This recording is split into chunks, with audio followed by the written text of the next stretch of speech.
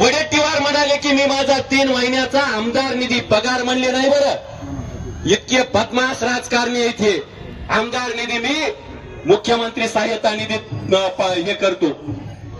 तुम्ही काय केलं? शेतकऱ्याच्या ऊसाचे पैसे कापले. तुम्ही काय केलं? शिक्षकांचं 1 दिवसाचं मानधन कापलं. शिक्षक कोण आहेत? आणि हे कुठंतरी आपलेच आणि आपल्याच रक्ताचे आहेत. तुम्ही काय करताय? म्हशीचा मूत म्हशीला पाजण्याचा प्रयत्न करताय. हे कुठंतरी थांबवायचा प्रयत्न करा. एक लक्षात घ्या, आज शेतकरी संघटित झालाय. आज शेतकऱ्याच्या पोटामध्ये आग पडली. आज सोयाबीनाची संपूर्णता या ठिकाणी नासून गेलंय. कापसाचे बोंड नासून गेलेत. म्हणून हा शेतकरी सणासुदीच्या दिवसात तुमच्या छाताडावर पाय देण्यासाठी आणि 50,000 रुपये हेक्टरी घेण्यासाठी इथं उपस्थित आहे. आणि तुम्ही जर महाराष्ट्रामध्ये 50,000 रुपये, पंजाबमध्ये जर 50,000 रुपये हेक्टरी दिले असतील आणि महाराष्ट्रात जर तुम्ही अशी सापत्न वागणूक देत असताल, तुम्ही कारण काय सांगता? लाडक्या बहिणीमुळे तिजोरीवर ताण पडलाय.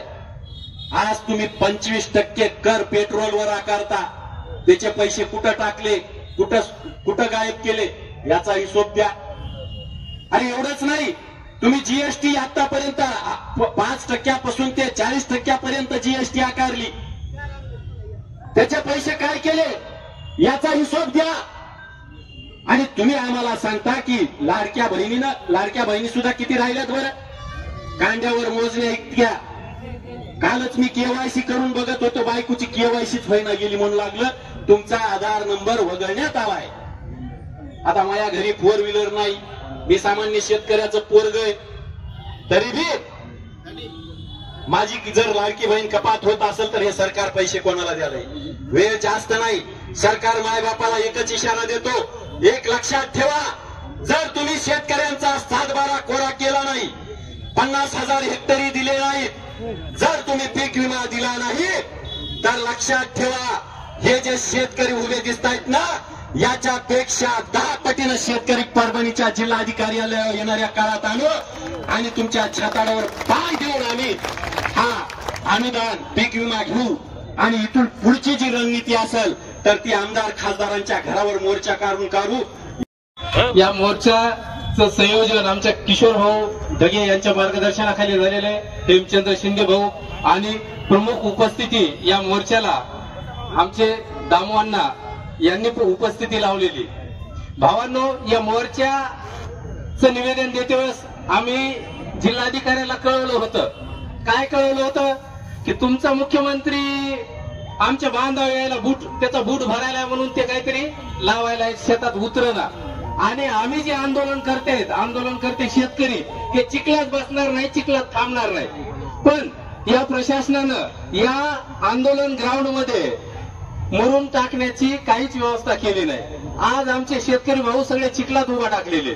ही दुर्दैवाची परिस्थिती आहे. भाऊ, खरं तर आपण इथं थांबायला पाहिजे होतं. डायरेक्ट जिल्हाधिकारी कार्यालयाचं जे मधलं ग्राउंड आहे त्या ग्राउंड मध्ये जायला पाहिजे. कारण आंदोलन ग्राउंड मध्ये शेतकऱ्याला थांबण्यासाठी चिखलामध्ये इतकी वाईट अवस्था आहे. इतकी आपण काय हे खालच्या पातळीचे आहेत का? बरं, त्यांना कळवलंय आपण. आपल्या निवेदनामध्ये ते एक मागणी बी केली किंवा आंदोलन ग्राउंड मध्ये मुरुमाची व्यवस्था करा, जेणेकरून आम्हाला चिखलामध्ये बसण्याची वेळ येऊ नये. आम्ही तर 24 तास चिखलामध्ये आहेत का नाही? चिखलामध्ये आता मी ह्या कलेक्टरला थोडीशी जाग यायला पाहिजे. भाऊ, याच्या बाबतीत आपण थोडं गांभीर्यानं घेऊ. भावांनो, सरकारनं आपल्याला वादा केला होता, क्या हुआ तेरा वादा. आपण म्हणले शेतकऱ्याला संपूर्ण कर्जमुक्ती देऊ, पुन्हा त्याच्यानंतर तुम्हाला 6,000 भाव देऊ. ते भाव बी गेला.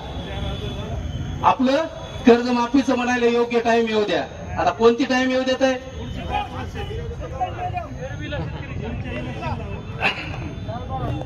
तसंच सांगायचं म्हणलं तर पीक विम्याचं म्हणले तुम्हाला सगळ्याला विमा देऊ. सगळे आमदार खासदार म्हणायला लागले. आता राज्याचे अर्थमंत्री अजितदादा काय म्हणले? पैशाचं सोंग घेता येत नाही. तुम्हाला सांगतो, मी शेतकऱ्याचा पोरगा आहे. मी शेतकऱ्याचा पोरगा आहे, मला फक्त अजितदादानं 1 मिनिटासाठी अर्थमंत्री करावं, या सगळ्या शेतकऱ्याची कर्जमुक्ती करतो मी. पैसा कसा उपलब्ध करायचा हे मला माहिती आहे. 5 वर्षासाठी हे आमदार खासदाराचे सगळे वेतन भत्ते आणि त्यांना जो निधी मिळणार आहे ते सगळं बंद करून टाकू आपण. आणि ह्या सगळ्या शेतकऱ्याच्या डोक्यावरलं कर्ज मी मुक्त करतो. मला फक्त 1 मिनिटासाठी अर्थमंत्री करावं, 1 मिनिटासाठी. हे सगळे हरामखोर झाले, शेतकऱ्याला बनवाबनवी करायले. आता शेतकरी जागा व्हायलाय. नाही, येणारच आहे परिस्थिती, नेपाळ सारखी परिस्थिती येणारच आहे. तुम्हाला सांगतो, हा शेतकरी एवढ्या मोठ्या संख्येनं बाहेर पडायलाय. बांधावर येणाऱ्या आमदाराला, लोकप्रतिनिधीला, खासदाराला विचारायला काय झालं वा, आमच्या पीक विम्याचं काय झालं, आमच्या कर्जमुक्तीचं काय झालं, ते बांधावरला शेतकरी, शेतकऱ्याचा पोरग विचारायला. भावांनो, काल परवा सोशल मीडियामध्ये 128 कोटी रुपये जिल्ह्याला आले म्हणून अतिवृष्टीचं अनुदान हे सोशल मीडियावर नेत्याचे फोटो फिरायला लागले. 128 कोटी मध्ये फक्त परभणी जिल्ह्यातलं 1,51,000 हेक्टर बाधित दाखवलं. परभणी जिल्ह्यातलं 1,51,000 हेक्टरचं नुकसान दाखवलं. भावांनो, त्याच्यामध्ये 1 गुंठा तरी बागायती असावं का? परभणी जिल्ह्यातलं कोणाच्या शेतकऱ्याचं बागायती नाही, हे भाजीपाला कोणाचाच नाही, कोणाचाच बागायती कापूस नाही, कोणाकडे सोलर नाही, कोणाकडे ड्रीप नाही. बागायती क्षेत्र, बागायतीसाठी अनुदान हेक्टरी 17,000 रुपये आणि कोरडवाहूसाठी 8,500 रुपये. म्हणजे तुम्हाला 8,500 रुपयाच्या वरी 1 रुपया बी मिळालं पाहिजे, याची तरतूद इथल्या लोकप्रतिनिधीनं आणि प्रशासनानं, या दोघांनी घेतलेली. आता प्रशासनामध्ये कोण? कलेक्टर आला, तहसीलदार आला, खालचा तलाठी आला. या सगळ्यांना संगनमत करून या परभणी जिल्ह्यातल्या सगळ्या बागायती शेतकऱ्याला बागायती अनुदानापासून वंचित ठेवलेलं आहे. याच्यावर लोकप्रतिनिधी बोलणं आहे का? बोलणं आहे मला सांगा. एका रोडचं टेंडर आहे,